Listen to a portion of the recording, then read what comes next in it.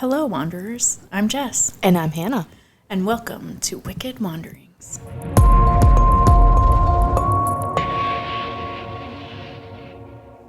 Hello, Hannah. Hello, Jess. How's it going? Oh, it's going. Are you ready to continue talking about the witch trials before Salem? Oh, I am so excited. Okay, I'm pumped. good. I hope so. Because you left us hanging last I week. did. I did. And my sister was mad when she listened to the episode. Shout out to you, Heather. Okay, so last episode we talked about Margaret Jones, who, if you remember, was the first person executed in Massachusetts for witchcraft. She was a midwife who apparently cursed people when they didn't take her medical advice and they wouldn't get better. She also was able to foretell the future and had a teat in her secret parts. Oh, the teat. Don't forget the teat. Then I introduced you to Mary Parsons, who came over from England and was a maidservant for William Pynchon's daughter. And William Pynchon is the founder of Springfield. And then Mary then met Hugh, who was a brickmaker, just moved to Springfield. And then when we left them, they got married and seemed relatively happy. Relatively. But that happily ever after doesn't last long. They set up home on the south edge of town. They had animals, a vegetable garden, a small orchard, and Hugh had to build a kiln so he could start his brick-making business, which was very difficult labor and intensive. And Mary also became pregnant very shortly after their wedding. None of that BC. Yeah. I must say that I am very grateful to be born when I was, because they worked so hard back during the 17th century. On top of making bricks for the entire town, Hugh had to cut down trees, dig ditches, build fences, till and plant the crops. There was also extra work that Hugh and Mary would share. Mary would collect eggs and fruit, weed the garden, look after the goats, and sell their milk. She would have to help Hugh bring in the harvest, all while pregnant. I don't think I could do all that. Not being pregnant. There's something to be said, though, for hard labor. Right? I know I say that now, but you see these people living off the grid, and it just looks so peaceful. Yeah, until you do it. Until you do it. Yeah, that's true. So all of the work began to take a toll on Mary, and her pregnancy began to take a toll on Hugh. Mary began to feel that her marriage was more like her service, but with greater responsibility. I don't know what resonated to me about that. Ain't that the truth? Was she looking for a fairy tale? Possibly. Hugh began to feel the weight of the expectations of providing for his family, and all of this began to cause a crack in their marriage. On top of their excessive everyday stress, there was a fear of imminent Dutch assault supported by the Native allies. There was always a constant threat from neighboring Native American tribes. And Mary was due any day, and Hugh was falling behind in his work, and he would soon have to stop working to harvest his crops. During this time in Springfield, a person wasn't just responsible for harvesting their own crops, but they were expected to help others as well. I can't imagine how stressful this would be for Hugh. He's falling behind in his brick business. He has a baby on the way. Mary is in bed, so that's one person down to help around the farm and bring in the harvest, and then he must help others.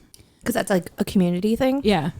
Everybody helped everybody. So according to Gaskill, he wrote the book Ruin of the Witches, like I mentioned in the last episode. The settlers worked cooperatively side by side, but below the surface there were bubbled grudges, rivalries, and jealousies. And this pent-up hostility was the fuel that would ignite the witchcraft accusations. It seems to me that they were obligated to help others, and that this is probably how one would survive in the wilderness, but that didn't mean that everyone was loving and giving, especially if they were struggling as much as Hugh, which they most likely were. Mary gave birth to Hannah on August 7th. Good name. That's my name. Is it the same backwards and forwards? Yes. Okay, I wasn't sure if it was Hannah with no H on the end. It has an H. Normally, having a child would lead to hope for the future and become a source of joy for their parents. But Hannah's birth was actually the beginning of their descent. Mary struggled to keep up her domestic duties while caring for Hannah. She was overwhelmed by the demands of motherhood and could quite possibly have been experiencing postpartum depression. Her ability to help Hugh was limited. He was overwhelmed and had the tendency to compare himself to others in the area, and he would begin to feel like he could never measure up, no matter how hard he worked. His mood blackened and he was ambivalent. When Mary told him that she was pregnant with another child, it did not go well. Mary would be able to help even less when Hugh needed her most. Like it was her fault that she got pregnant again. Yeah, seriously. It takes two to tango. I have a sneaky suspicion he was probably involved in that situation. Just a guess. Just a guess. The neighbors eventually became aware of the Parsons' collapsing marriage. Mary was prone to anxiety, and when Hugh would come home from work, he would find her sad, fretful, and confused. Her misery went beyond what was considered normal at the time. He would come home and literally fall into bed and pass out. Mary would lie awake and watch him twist and murmur beside her. The next day, he was quiet and serious, as if the previous night's dreams continued to haunt him. Dreams that, like all emotional experiences, the New England man was meant to dominate or risk appearing diminished to both himself and others. Sorry, everyone. That's just my dog. That's Kenzie. So, Hannah, have you ever had dreams that have totally messed with you the following day? Oh, absolutely. You were just talking about one earlier. Yeah, that's right. It really sticks with you. Mm-hmm. It kind of just puts you in a shitty mood and fucks with your tranquility for a day. Absolutely. Yeah. I always have dreams of Dave cheating on me, and I wake up angry at him. Oh, does that ever happen? Oh, yes, it does. Yes, it does. So with that being said, I can imagine that Hugh is stressed at this time. He has some crazy stressful dreams, and it might mess with his mood a little bit. Hugh could not get rid of these thoughts. And to quote the book again, melancholy everyone knew was the mother of all terrors of the night. And Hugh was the kind of melancholic soul whose humors doctors said were flooded with black bile. Such bile made his body cold and hard, his mind teeming with things full of horror by reason of a black vapor diversely moving and disturbing the brain. Men like him, it was believed, were furious, obsessional, covetous, mean lovers of solitariness, not inclined, in other words, to empathize with Mary's condition. Or maybe the dude was burnt out. Probably, but I really still feel for Mary more. Yeah. You know, you're stuck home with the kid. Now you're pregnant again. Your husband comes home and he just It's a goes dick. to sleep. And goes to sleep. And she's probably very lonely. Yeah. Very isolated. Mm-hmm. And I'll get into it more later, and possibly slightly mentally ill already. Yeah. It could be as simple as him being burnt out, but the unfortunate thing for the Parsons was that Hugh could not confine these traits at home because he had a habit of appearing uninvited at neighbors' homes. What bothered people about this was how often he turned up without explanation or obvious purpose. I guess during this time, people didn't just go visit their neighbors and chat, have a glass of wine, sit back, or smoke a pipe. There was always so much to do, and these visits were considered sleeveless errands or pointless chores. What may have been a simple reprieve for Hugh was interpreted by neighbors as Hugh sizing them up, seeing what they had. And it was true, like I said, that Hugh compared himself to others, and his neighbors always seemed to be doing well, and Hugh felt that as though he could never catch up. He was behind on work and always seemed to be in debt to pension. So we have two people. We have Mary, who is mentally ill and probably has been her whole life. And then we have Hugh, who is slightly socially awkward and extremely stressed out, trying to make ends meet, on top of the uncertainty in the world at that point. Shit's going on in England. Relations with the Native Americans aren't always great. At this point, we are still 20 years away from the King Philip's War. And there was a lot of sickness resulting in death. In July of that year, flies the size of a fingertip crawled out of the ground and filled the woodlands and ate the young shoots in the orchards. Oh. Then in August, after the harvest, thousands of pigeons descended like a dark cloud. The Puritans would look for signs in everything that happened. Everything happened for a reason, and most of the time, it was interpreted as a sign of God that they weren't being righteous enough. I do love, though, how you gave a background of what was happening in the world at the time, because that's so important. Yeah, and it all plays a role in all of this. If they were righteous, then someone around them was causing it. Rumors of witchcraft were going around all of New England at the time, and it was usually the odd and outspoken behavior that led to accusations, and both Hugh and Mary fit that bill. The fact that Hugh would argue with neighbors over deals that he originally agreed to didn't help his cause. Mary was delusional and their marriage was failing. And the neighbors were watching it happen. But instead of thinking it was life, stress, and mental illness, they were convinced that the Parsons were witches. Why else would a wife talk harshly to her husband in public? That kind of reminds me of the line from Princess Bride. I'm not a witch, I'm your wife, and I'm not sure I want to be that anymore. I'm a dork, but you know that. That's okay. That's the best part about you. That's right. Mary was charged with slander when she accused widow Mercy Marshfield, a woman who had just moved up from Hartford, for being a witch. Mary began to suspect her when wool went missing from Mary's house. Because, you know, witchcraft is the first thing one would think of when Obviously. it happened. Obviously. Mary shared with her neighbor that things didn't start happening in town until Miss Widow Marshfield showed up. She eventually caught wind of Mary's rumors and pressed charges. And this you see a lot in the earlier witch trials. Those who were accused or who accused others were charged with slander. And her punishment, she was eventually tried and found guilty, and her punishment was 20 lashes, or if she preferred, she could pay a fine in silver or 24 bushels of corn at harvest time. Would she even be able to pay that? Yeah. Well, she chose the fine. Really? But I'm sure Hugh would have chosen the lashings because this Yeah. meant he had to work harder. Right. Suspicion of Hugh being a witch grew due to his dealings with his neighbors. He wouldn't hold back when he was frustrated and offended all of those around him. It also didn't help that Mary was walking around town telling anyone who would listen about Hugh being a witch. So Mary would start spreading rumors about her husband being a witch. And for being godly people, the colonists sure loved to gossip. Word would soon spread, and Hugh would begin to be blamed for everything that would go wrong in Springfield. Simple health problems were blamed on Hugh because of his threatening speech to others. One man went home to eat between sermons, and he couldn't find a knife anywhere to cut up his food, and had to use a rusty one. After he ate and cleaned up, he turned to see 3 good knives sitting next to the blade. Witchcraft! Side note, if you guys want a good laugh, check out Elijah Boyven's Instagram at Elijah Boyven Music. He has some hilarious witchcraft videos. It's the best, especially if you're from your New England. You'll Yes. love it. Witchcraft. We'll put it in the show notes so you can follow him. All of this was definitely Hugh. Ironically, Hugh had knocked on the man's door a few minutes later, which is why the man thought Hugh had something to do with it. Personally, I call that man vision. You heard of man vision? No, not unless you're talking about Marvel. Oh, well, you know when your husband, I don't know about your husband, Hannah, but they go to the fridge and they can't find anything. Yeah. And then they're like, where is this? And you have to come over and you're like, it's right here, right in front of your face. Yep. That's my personal opinion of what was going on, but apparently it was witchcraft. So Hugh would sleep down in the long meadow during harvest time so he wouldn't have to waste time traveling back and forth. But at that time, it wasn't normal for a man to do that alone.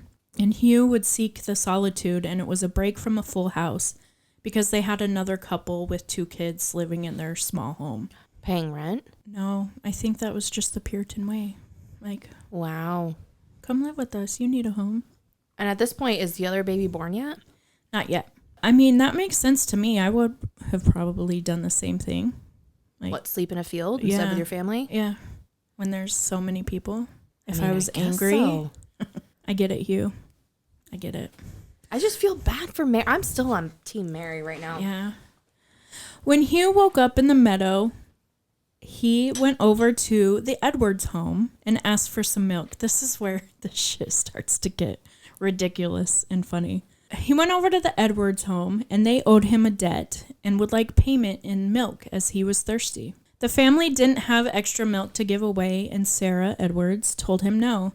He insisted on Sarah giving what was owed to him, but still Sarah refused.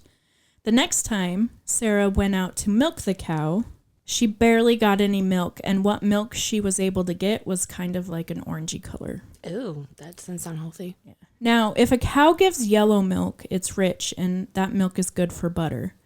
But it also was mentioned that there was blood in the milk, so what do red and yellow make? Orange. Sarah suspected that it was witchcraft. Of course. And suspected Hugh because of the interaction she had had with him earlier. Now, I am no bovine expert, But my mom and my aunts grew up on a dairy farm, and so I asked them what could cause this to happen to a cow. My aunt mentioned mastitis, which is a painful udder infection, which is actually common in dairy cows. So it's kind of like a bladder infection type thing? It's inflammation of the mammary gland. Oh, okay. Apparently women can get it too when breastfeeding. I mean, I've heard horror stories of women getting huge infections after or trying to breastfeed. I remember this one woman, maybe TMI, but she had the baby. She was trying to breastfeed, and then she got an infection, and they literally had to like have it be able to drain into like a bag on the side. Yeah, it was bad. That sounds horrible. One more reason that dogs are better than kids. Dogs are better than kids. Unless all your kids out there wanderers. We love them. We just don't want them ourselves. Yes. So with the mastitis, this can cause reduced milk yield and poor quality of milk. And according to the Google gods, orange milk can also be explained by the beta carotene in the grass they eat. The same thing can happen if there is a diet of squash, yams, and carrots. I bring this up, obviously, to prove that there is a logical explanation for what happened that day, and maybe, just maybe, it wasn't Hugh. Maybe. You think it's a possibility? It was Hugh and his witchy ways. Before long, even Mary, like I said, would start to wonder if her husband was a witch, and she was already telling people. She shared her thoughts about her husband with her neighbors. She was more convinced that he was a witch when he had confronted her about everything she had been saying. Mary believed Hugh had been supernaturally eavesdropping, instead of, the more logical fact of maybe Hugh had just been hearing the rumors in town, or that some of the neighbors had told him what she had been saying. So Mary eventually gave birth to a son, Samuel, but unfortunately Samuel would not live long. Oh. He became ill with some unknown sickness and eventually passed away. Hugh's response was rather odd. He was working in the fields in the long meadow, and someone had come to inform him about his son's death, and he barely said anything.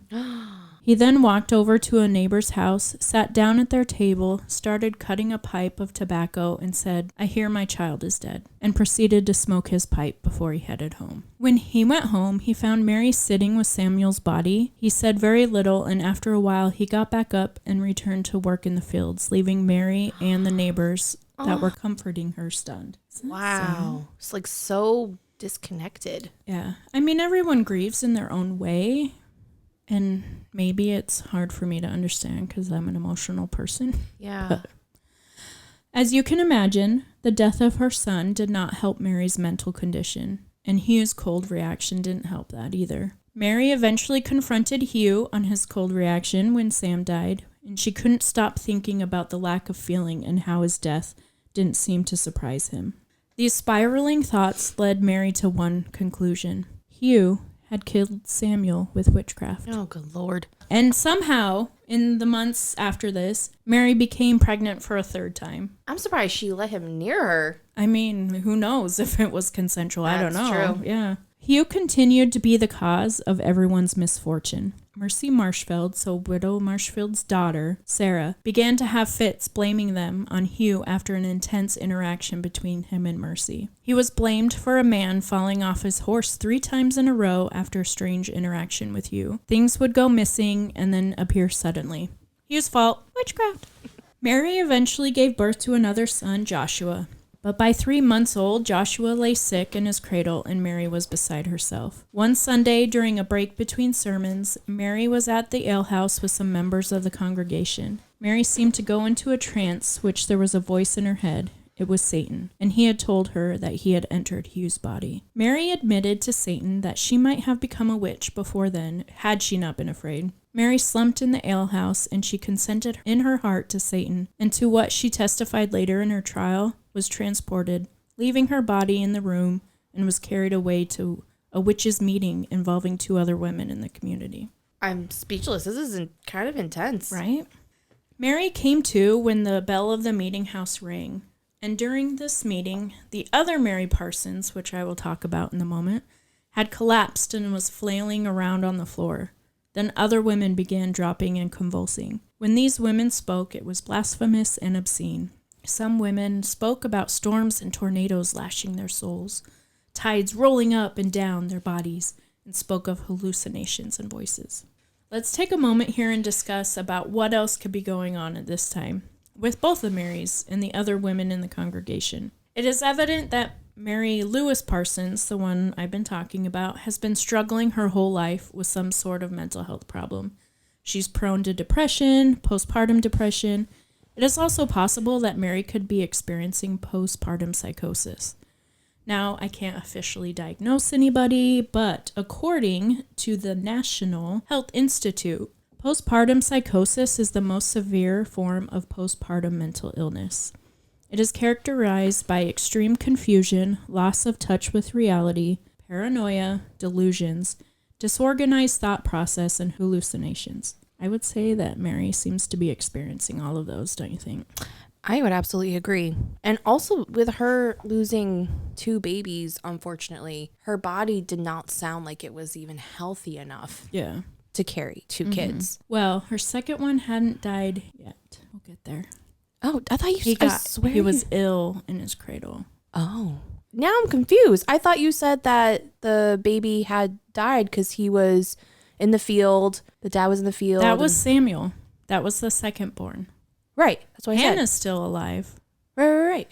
But Joshua was 3 months old and he lay sick in his cradle. He's sick now at this time, but he's not dead. Okay, cool beans. Postpartum psychosis has a complex multifactorial origin. Risk factors include a history of bipolar disorder, history of postpartum psychosis in a previous pregnancy, family history of psychosis or bipolar disorder, history of schizoaffective disorder or schizophrenia. The overall prevalence is higher in patients suffering from affective disorders like bipolar 1, 2, and first-time pregnancy, with a previous family or personal history of bipolar 1 disorder is considered the single most important risk factor. Lack of sleep and hormonal fluctuations after birth, especially this rapidly falling levels of estrogen, may also pose a risk. It would be interesting, at least to me, because I'm in the field, to have more information about her family history, because I'm willing to bet that we would see some of this with her family. Absolutely. And the book talks about her struggling her whole life with this, so it's possible that she had a mental illness that wasn't obviously known at the time. Maybe it was psychosis or schizophrenia, which doesn't really show itself until late teens, early 20s, but by this time she must have been in her 30s. But then again, that could be why her first husband left her. She could have been experiencing stuff back then. Yeah. One of my favorite stories that I get a kick out of this book is that of Hannah, another Hannah Langton, and her bag pudding. Yummy? Yeah. Bag pudding was a hearty dinner served now and then in colonial tables. It's a muslin bag stuffed with offal, which sounds awful, which is also called variety meats or the internal organs of a butchered animal. So it sounds awful. So it's a hot dog. Basically. Sounds delicious. So a bag stuffed with offal and oats or pounded maize. It is then tied tightly and set to simmer. When it is ready, it is slipped from its cloth, as fat as a marrow, glistening and magnificent. Are you sure she's not describing something else? It doesn't sound magnificent at all to me, though. And this was Hannah's first attempt at the dish. So keep this in mind. Actually, I lied. This is her second attempt because she had tried it 10 days earlier and it had failed. I mean, how can you mess that up? I don't know. She had tried it 10 days earlier and it had failed. She nervously lifted out the steaming bundle from the kettle and laid it on the table.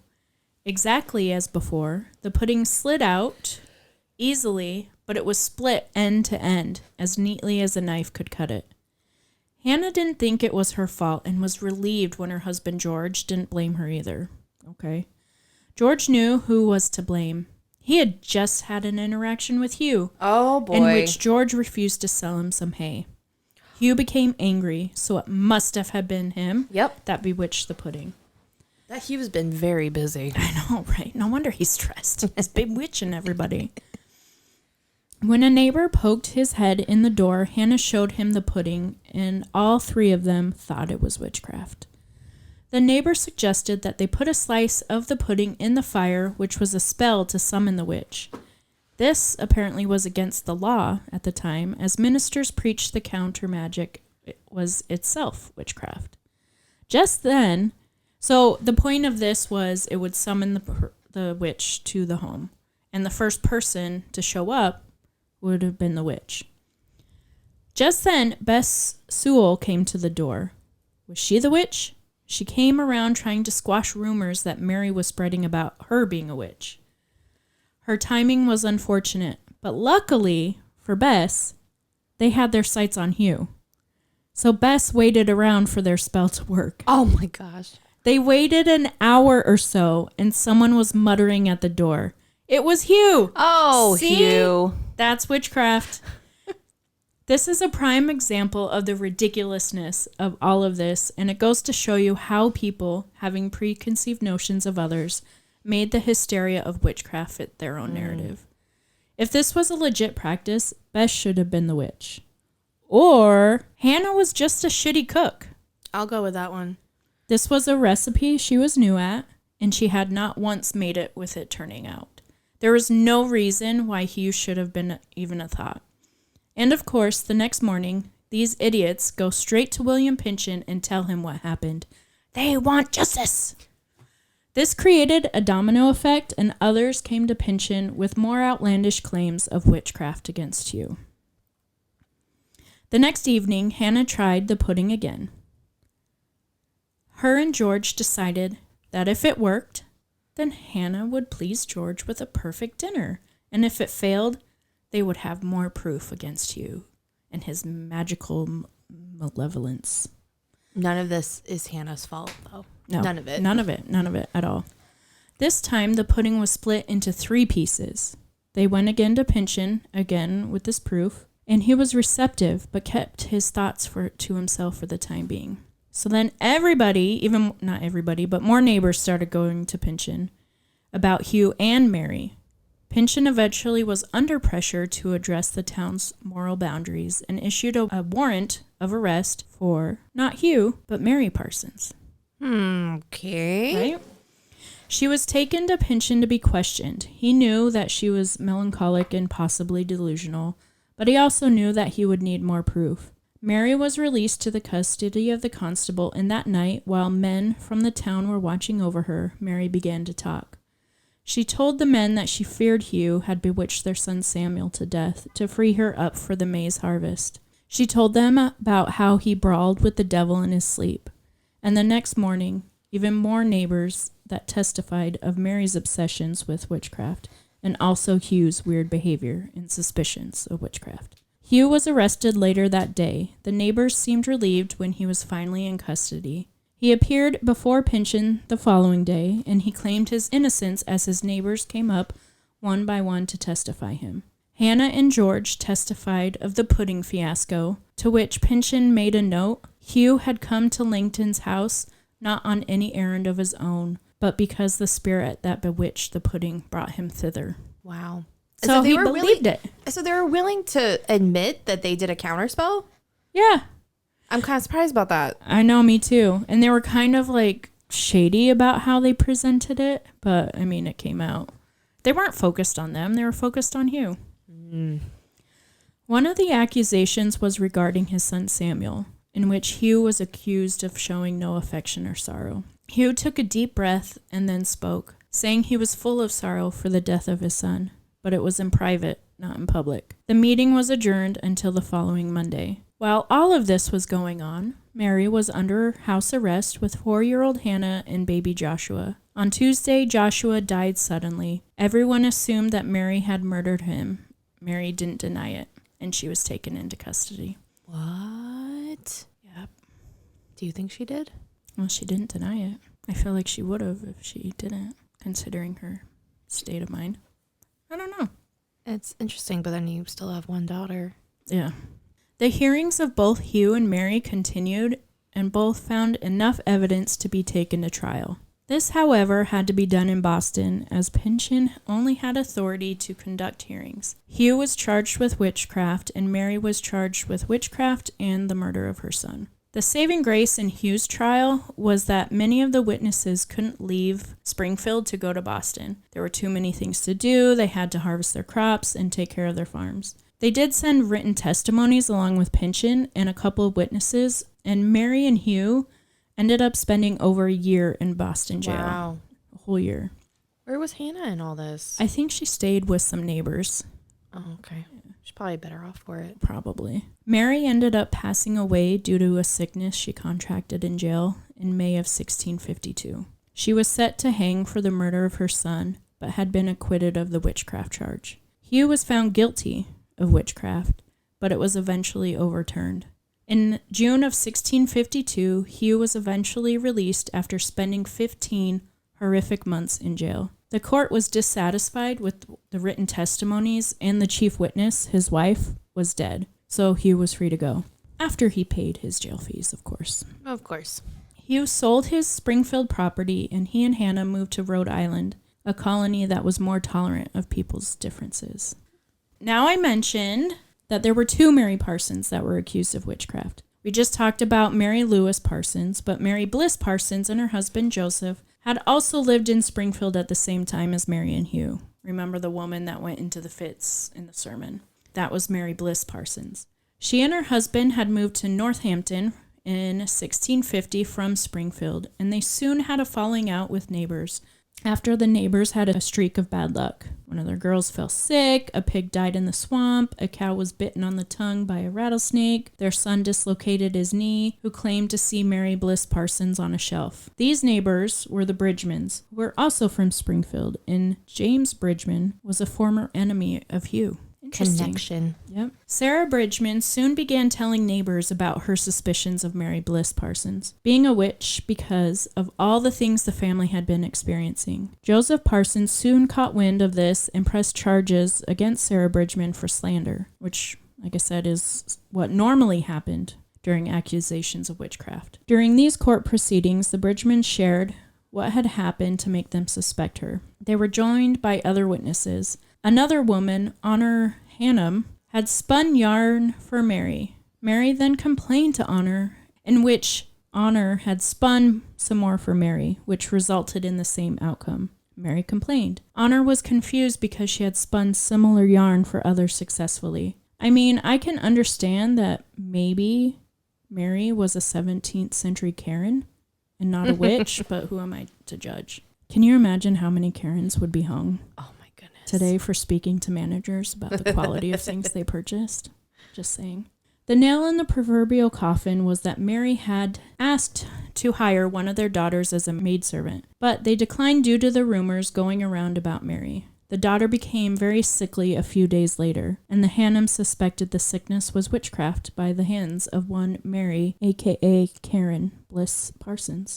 The Hannums would later reverse their stance, stating that James Bridgman was pressuring them to testify against Mary, and many other witnesses continued to switch sides, but switched to the defendant. In a sense, both women were on trial here, Sarah for slander and Mary for witchcraft. As we know, Mary Bliss Parsons has a history in Mary Lewis Parsons' witchcraft case. Like I said, the fits in the sermon, in which Mary Lewis was also present for. The Northampton Parsons, like the Springfield Parsons, were also at odds for each other, and Joseph may have had his own suspicions about his wife. Apparently, marital discord was another sign of witchcraft. Mary eventually won this case against Sarah Bridgman in 1656, and suspicions of Mary were cleared. But in 1674, Mary was in court again, but as the defendant. In August, a young woman, Mary Bartlett, had died rather suddenly. Mary Bartlett happened to be the daughter of James and Sarah Bridgman. These guys had something out for Mary. Yeah.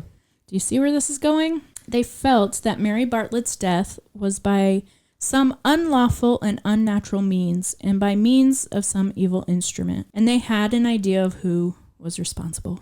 Mary Bliss Parsons. Okay. Mary actually showed up to court when witnesses were testifying because she knew that people were blaming her, so she wanted to show up and if she was called into question so she could clear herself. But on On January 5th, 1675, the hearing took place. Once again, Mary showed up to speak for herself. The Bartletts shared more evidence of Mary engaging in witchcraft. There was a body search conducted on Mary to see if she had any marks, or, teats. Teats. And her secret parts. Yes, and her secret parts, but the court did not disclose what the findings were on this. Mary was taken to Boston and presented at the Court of Assistants and formally indicted by the grand jury and was admitted to prison until her trial, which came 10 weeks later, and she was eventually found not guilty of witchcraft. So I share both of these cases of Mary Parsons to demonstrate what should have happened during Salem. After the Springfield case, there would be 24 witchcraft trials in Massachusetts alone. These were only the trials. That does not include the accusations. Out of these 24, 3 were executed. 24 trials, 3 executions in 40 years. Remember those numbers. Those executed were Alice Lake of Dorchester in 1651, Anne Hibbins of Boston in 1656, and Goody Glover of Boston in 1688. None of these trials should have happened, or execution should have happened. But it was a different time with different beliefs. But we will get into that more during Salem. We will be taking a brief break from the world of witchcraft to give a few episodes about another infamous Massachusetts case. Do you want to share what you're doing next week, Hannah? We are going to be talking about Lizzie Borden. And I'm so excited. I am so pumped. I geek out over Lizzie Borden. After we explore that hot mess, we will come back to the grand finale of witchcraft with the Salem Witch Trials. And that, my friends, are the witch trials before Salem. Woohoo! Thanks for listening today. This show wouldn't be possible without our amazing producer and editor, Rob Fitzpatrick, who works tirelessly behind the scenes to bring you the best content. And a special thanks to Taiga Soundprod for providing the captivating intro music, Cinematic Intro 24. And of course, we can't forget the hauntingly beautiful outro music, Rhino's Theme, composed by Kevin MacLeod. If you enjoyed today's episode, make sure to leave a rating and review on your favorite podcast platforms, like Spotify, Apple, and YouTube. Your feedback means the world to us. Also, be sure to follow us on Instagram for behind-the-scenes glimpses, updates, and more thrilling content. You can find us at Wicked Wanderings Podcast. Thank you so much for listening and being part of our Wicked Wanderings community. We appreciate each and every one of you. Stay curious, keep exploring, and always remember to keep on wandering.